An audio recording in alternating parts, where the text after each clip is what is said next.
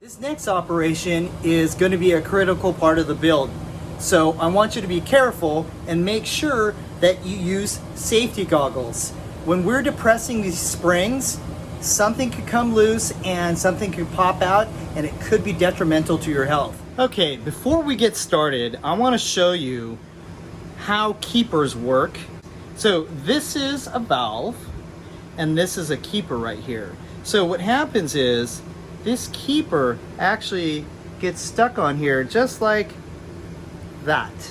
So there's a little groove at the very end right there, and then there's also a little protrusion in the keeper, and that protrusion fits in that groove, and you can see that stops it right there. So there's one on each side, so there's actually two that go on here. You can see that, and then so here's what it would look like in the retainer. See, there's two of them in there, and that's what it sits. So let me pull out a retainer. Here's the retainer. This guy pops up through the retainer, and then there's a keeper on each side. So the keeper's attached like that. That's what the keepers look like. And then the retainer slides in like this, and look.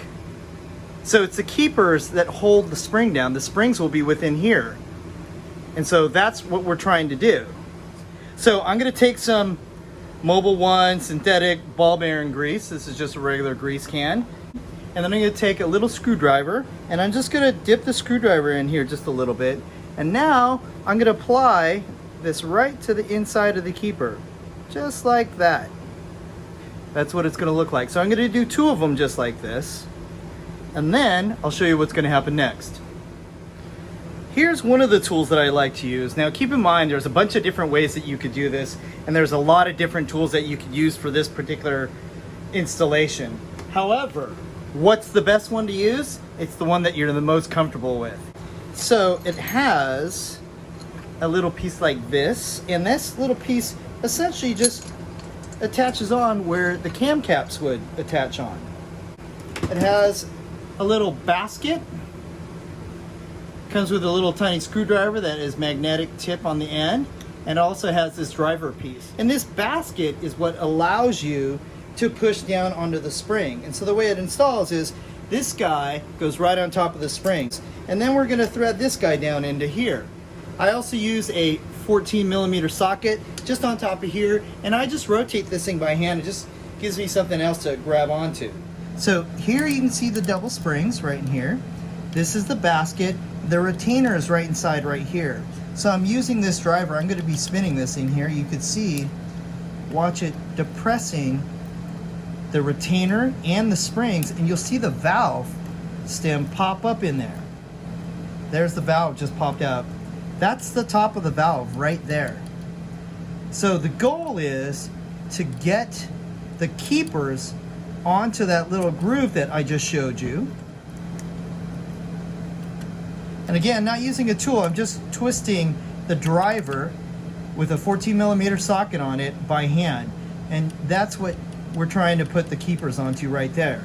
But the key is we have to adjust this basket so that way the keeper is concentric with the valve stem.